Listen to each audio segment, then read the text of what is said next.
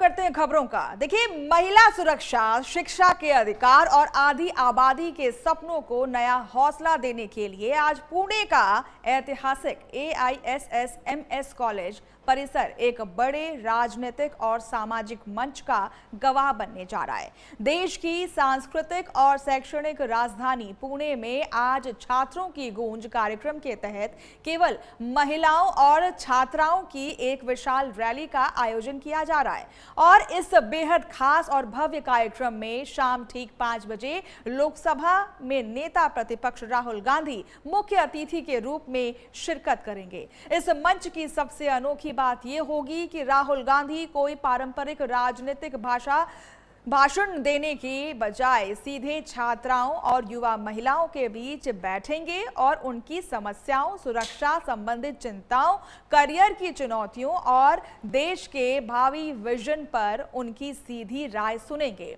क्रांति ज्योति सावित्रीबाई फुले की इस पावन भूमि से देश भर की युवतियों को एक नया संदेश देने की ये अनूठी पहल मानी जा रही है। पुणे की सड़कों से लेकर के कॉलेज कैंपस तक इस महिला विशेष संवाद कार्यक्रम को लेकर के जबरदस्त उत्साह भी देखने को मिल रहा है और हजारों की संख्या में छात्राओं और महिलाओं के जुटने की संभावना जताई जा रही है। तो देखिए, तमाम खबर आपको बता रहे हैं। आज एक भव्य जो कार्यक्रम है वो आयोजित किया गया है। शाम 5 बजे उठेगी छात्राओं की गूंज। देखिए, जो कार्यक्रम है ये पुणे में आयोजित किया गया है और ऐसे में देखिए नेता प्रतिपक्ष राहुल गांधी छात्राओं के बीच बैठेंगे। सबसे अनूठी पहल तो यही है कि वो भाषण के बजाय छात्राओं के बीच में बैठेंगे और उनसे वार्तालाप करते हुए नजर आएंगे, उनसे उनकी समस्याओं को सुनते हुए नजर आएंगे, सीधी बात करते हुए नजर आएंगे। तो देखिए, इस मंच की सबसे अनोखी बात यही होगी कि राहुल गांधी कोई पारंपरिक राजनीतिक भाषण देने के बजाय सीधे छात्राओं और युवा महिलाओं के बीच बैठेंगे और उनकी समस्याओं, सुरक्षा संबंधित चिंताओं और तमाम पहलुओं पर चर्चा करेंगे। देखिए, तमाम चीजें आपको हम बता रहे हैं पुणे में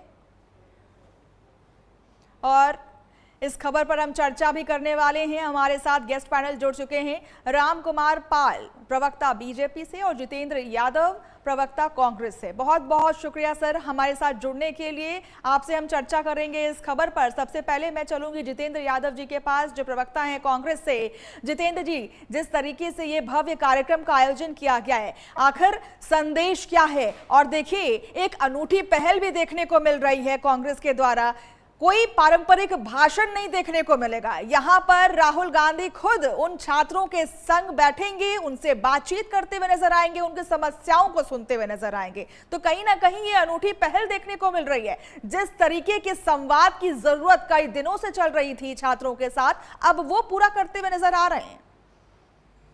बिल्कुल। सबसे पहले मनीषा जी, आपको नमस्कार, आपके दर्शकों को नमस्कार, जोहार। मनीषा जी, पिछले 13 वर्षों से निश्चित तौर पे आप देखेंगे कि देश के ये जो युवा पीढ़ी है, जो जेनजी पीढ़ी है, निश्चित तौर पे किस प्रकार से सरकार की जो नीतियां है, केंद्र सरकार की उन नीतियों से किस तरह से सीधे तौर पे प्रभावित हुए हैं। आज इस देश के अंदर, नौजवान पीढ़ी के अंदर बेरोजगारों की इतनी बड़ी फौज है जिसकी आप किसी भी सरकार से तुलना नहीं कर सकते हैं। शैक्षणिक हालात इतने बद से बदतर बन गए हैं जिसकी तुलना आप किसी भी सरकार से नहीं कर सकते हैं। तो निश्चित तौर पे जो कुछ दिनों के अंदर घटनाएं घटी, तो जो ये जेनजी जनरेशन है और ये यंग जनरेशन के जो लोग हैं, उन्होंने यह महसूस किया कि किस प्रकार लगातार कई वर्षों से केंद्र की यह सरकार उन्हें ठगने और दिग्भ्रमित करने का काम कर रही है। तो निश्चित तौर पे आप देखेंगे राहुल गांधी जैसा एक कुशल नेतृत्वकर्ता जिस प्रकार नौजवानों की हक की बात करता है, उनके दर्द को, उनके एहसास को, उनकी फीलिंग को समझने का काम करता है, निश्चित तौर पे वही दर्द, वही फीलिंग का यह एक परिणाम है कि आज तमाम नौजवान देश की युवा पीढ़ी निश्चित तौर पे राहुल गांधी जी के साथ कदम से कदम मिलाकर चलने का प्रयास कर रहे हैं और उसका ही एक प्रारूप निश्चित तौर पे आप पुणे जो हमारी देश की प्रथम महिला शिक्षिका हुआ करती थी उनकी भूमि पर निश्चित तौर पे आज राहुल गांधी जी उन महिलाओं के साथ अपनी बातों को शेयर करेंगे। आपने सही कहा कि यह कार्यक्रम निश्चित तौर पे स्टेट टू फॉरवर्ड उन छात्राओं के साथ होगा, ना कि कोई पॉलिटिकल तामझाम के साथ होगा। ठीक है रामकुमार जी का भी हम रुख करेंगे। रामकुमार जी, जिस तरीके से एक भव्य कार्यक्रम का आयोजन किया गया है, छात्राओं से सीधी संवाद की बात कही जा रही है और कोई भाषणबाजी नहीं हो रही है, सीधे उनसे मिलेंगे राहुल गांधी और उनसे समस्याएं सुनेंगे। और देखिए कहीं ना कहीं जिस तरीके से संवाद की कमी देखने को मिल रही थी, लगातार दिल्ली में भी जो हुआ उसमें साफ यही कहा जा रहा था कि छात्रों से सीधा जो संवाद था उसमें कमी थी, जिसकी वजह से ये जो आंदोलन था वो उग्र प्रदर्शन लेता हुआ नजर आया। और कहीं ना कहीं देखिए जिस तरीके से राहुल गांधी फिर से उसी कमी को पूरा करते हुए नजर आ रहे हैं, पुणे में वो उसकी झलक देखने को मिलेगी। तो कहीं ना कहीं बीजेपी पीछे हटती हुई नजर आ रही है, क्या ऐसा है? नहीं, बीजेपी अपना काम कर रही। बीजेपी को कह रहे हैं भाई साहब कि कुछ नहीं किया, तो मैं कुछ संख्या बता दूं आपको। विश्वविद्यालय पहले 723 से 1300 हो गए, मेडिकल कॉलेज 387 से 780 हो गए, एमबीबीएस की सीटें 51,000 से 1,18,000 2 गुने हो गई, आईआईटी 16 थी 23 हो गई, आईएम 13 थे 21 हो गए, 8 एम्स से आज 22 एम्स हो गए, 3 गुने। तो ये सब चीजें देश में 2014 से 2026 के बीच बनी है। और जैसे सीजेपी आंदोलन, उसमें मात्र 20% विद्यार्थी थे, बाकी सब हिंसक लोग थे और जिसे इन्फ्लुएंसर को जमा किया था, उसी तरह ये पूना में भी चल रहा है। पूना में भी 25 से 30,000 इन्फ्लुएंसरों को दिया जा रहा है। वो कई वीडियो सोशल मीडिया पे है और जब सोशल मीडिया पे बात होती है उनके मोबाइल नंबर भी निकलते हैं। मैं तो आपको एक मोबाइल नंबर भी देना चाहूंगा, 9711441828। ये नंबर है उस इन्फ्लुएंसर का। जो इन्फ्लुएंसर है जिनके वैल्यू है, तो उनको कहा जा रहा है कि आपको उस कार्यक्रम में जाना है और छोटे छोटे वीडियो बनाने हैं, वीडियो पब्लिक के वीडियो काट के बनाने हैं और पेमेंट उनको कार्यक्रम होने के बाद मिलेगा। तो इनकी ऐसे ही भारत छोड़ो भारत जोड़ो यात्रा थी, उसमें भी जितने वो कंटेनर वाले थे ना, उनको आज तक पैसा नहीं मिला है। कोर्ट में केस किया उन्होंने। ये युवा इन्फ्लुएंसरों के साथ भी धोखा कर रहे हैं। ये नंबर मैंने चैनल पे दिया है, प्राइम चैनल इसको कंफर्म कर सकता है। इन्फ्लुएंसर का नंबर इस सोशल मीडिया पे कई लोगों को उन्होंने फोन किया और इस तरह से बातें की हैं। ये इस तरह से जनता होती है, ऐसा जनता का नेता होता है। इन्फ्लुएंसर को पैसा देके जमा करना, वीडियो कटवाना, और इसी तरह से जंतर मंतर पे हुआ। सही आंदोलन झारखंड में हुआ, उस झारखंड के ऊपर कोई सवाल नहीं करेगा, कोई विपक्षी झारखंड की बात नहीं करेगा, कोई विपक्षी केरल की बात नहीं करेगा, कोई विपक्षी पंजाब की बात नहीं करेगा, कोई विपक्षी कर्नाटक की बात नहीं करेगा। दिल्ली, क्योंकि दिल्ली का आयोजित था, आज उसमें 2800 लोग हिंसक वारदातों में शामिल लोग मिले। कहां से मिले हुए, कहां से आए?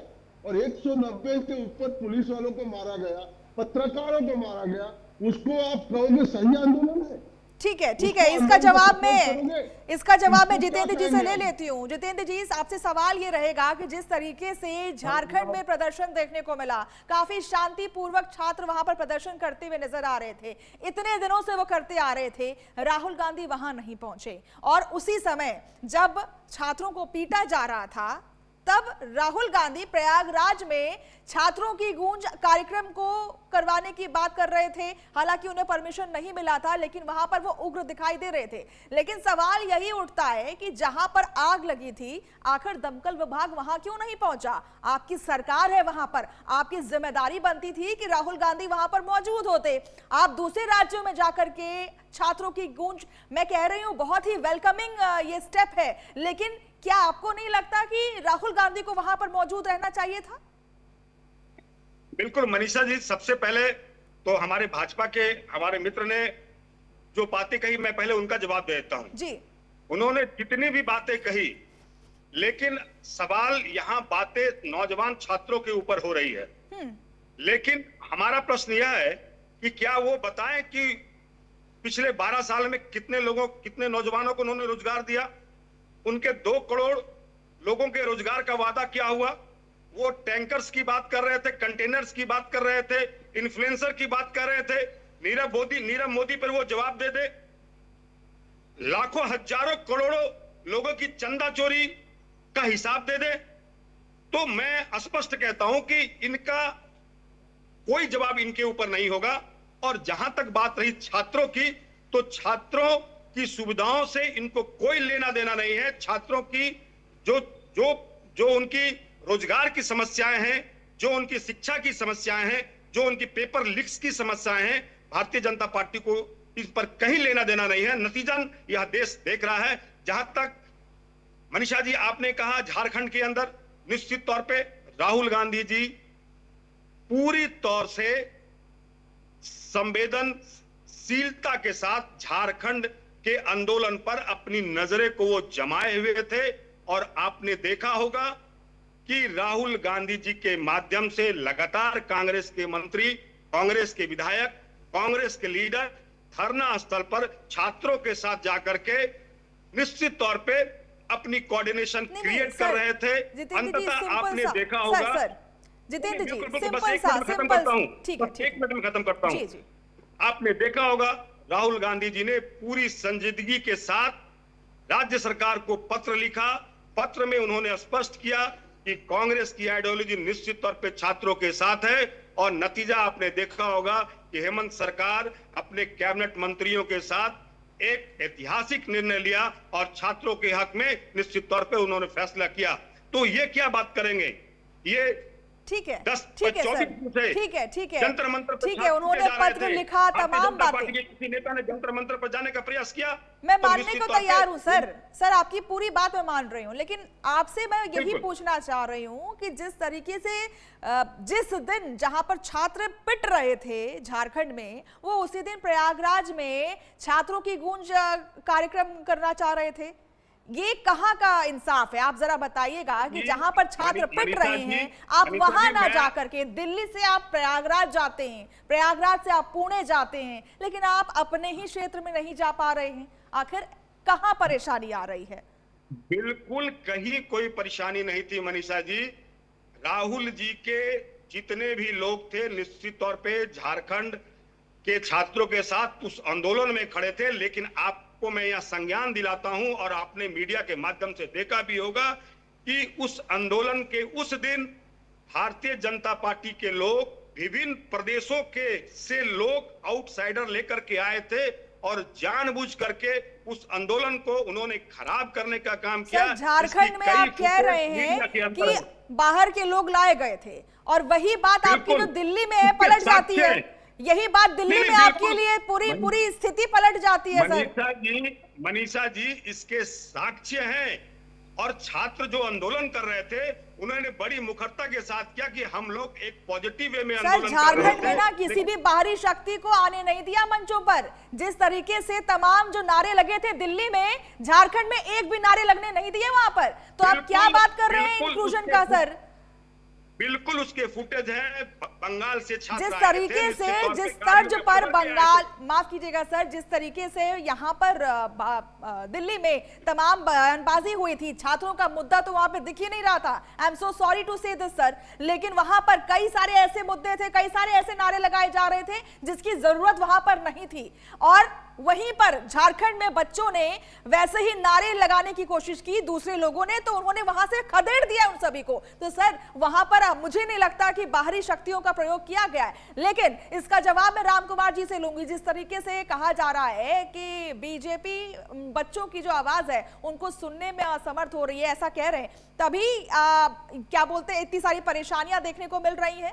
राम कुमार जी देखिए, झारखंड के बच्चों पे ही बात करूंगा कि मुख्यमंत्री ने माना, उसके बाद वो पेपर लीक नहीं, नौकरी चोरी का मामला है। कोर्ट में जब जवाब देना पड़ा था तो सॉलिसिटर जनरल गए ही नहीं वहां पर। उनकी बात रखने को, सरकार को बात रखना था, सरकार बात रखने गई नहीं, और फिर विद्यार्थियों को लाठीचार्ज करना पड़ा। तो ये दोगले तकरी बात कैसे चलेगी?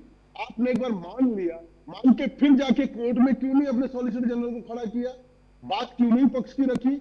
आपने पेपर लीक का वो जो घोटाला कैंसिल कर दिया, पर जहां पे कोर्ट में मैटर चल रहा है वहां पे जवाब नहीं देना चाहिए सरकार को। तो ये दोगली बात करते हैं, झूठी बात करते हैं। और ये कह रहे थे कि नीरव मोदी, अरे साहब क्या भारत में नेहरू प्रधानमंत्री नहीं थे, इंदिरा नहीं थी, राजीव गांधी नहीं थे, मनमोहन सिंह नहीं थे, या नरसिम्हा राव नहीं थे, क्या अटल बिहारी नहीं थे? ये प्रधानमंत्री नहीं थे।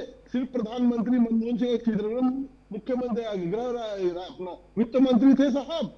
देश का 87% लोन चिदंबरम ने पास कर दिया।